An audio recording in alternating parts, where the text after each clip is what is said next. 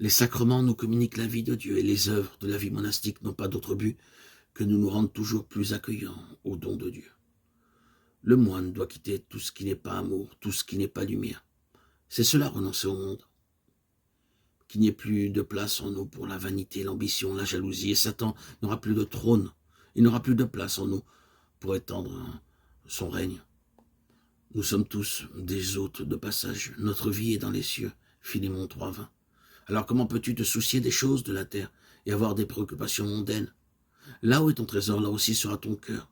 Si quelqu'un vient à moi sans haïr son père, sa mère, sa femme et ses enfants, ses frères et ses sœurs, sa propre vie, il ne peut être mon disciple. Luc 14, 26. Le Christ ne veut pas que nous nous arrêtions sur ce chemin de passage. Il ne veut pas que nous devenions esclaves de quoi que ce soit. Et il veut que nous soyons libres des affections les plus profondes et les plus légitimes pour un plus grand amour. Que peut-il y avoir de plus grand? Nous sommes appelés à devenir Dieu, à devenir par grâce ce qu'il est par nature. La divinisation de l'homme, tel est le but. Dieu s'est fait homme pour que l'homme devienne Dieu. Le but de la vie monastique, c'est de retrouver un cœur pur, docile à la volonté de Dieu. Là est la liberté des enfants de Dieu. Tant que nous sommes dans le péché, nous ne sommes pas libres. Il faut renoncer en nous à tout ce qui n'est pas divin, et nous serons des hommes. Rejeter le mensonge, l'hypocrisie, l'orgueil, la haine. Laisse vivre en toi l'esprit de Jésus et tu retrouveras ta véritable identité.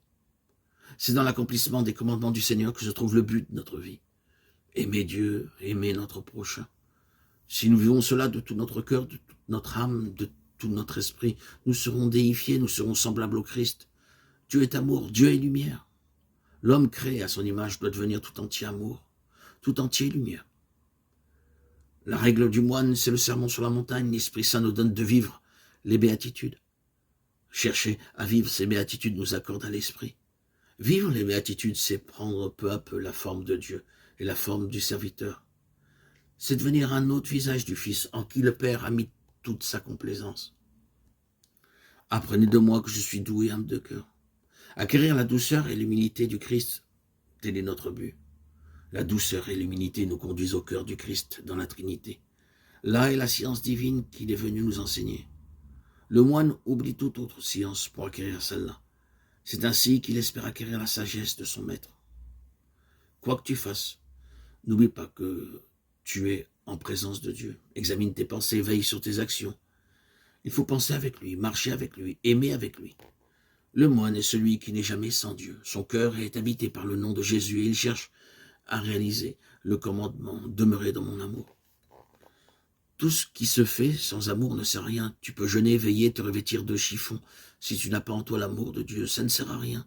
Ce n'est pas ainsi que tu recevras l'héritage et que tu deviendras fils de Dieu. Si tu n'as pas quitté le monde et ses puissances par amour pour Dieu, tu as tout quitté, mais tu n'as rien trouvé. À quoi bon? Il fallait d'abord donner ton cœur, te quitter toi-même, et tu aurais reçu l'Esprit Saint. Il est facile de renoncer au monde du dehors, renoncer au monde du dedans. Voilà une œuvre difficile. Ne plus accepter de pensées, de préoccupations mondaines. Cela n'est pas possible sans l'assistance de l'Esprit Saint qui rend le cœur du moine pur et libre pour Dieu.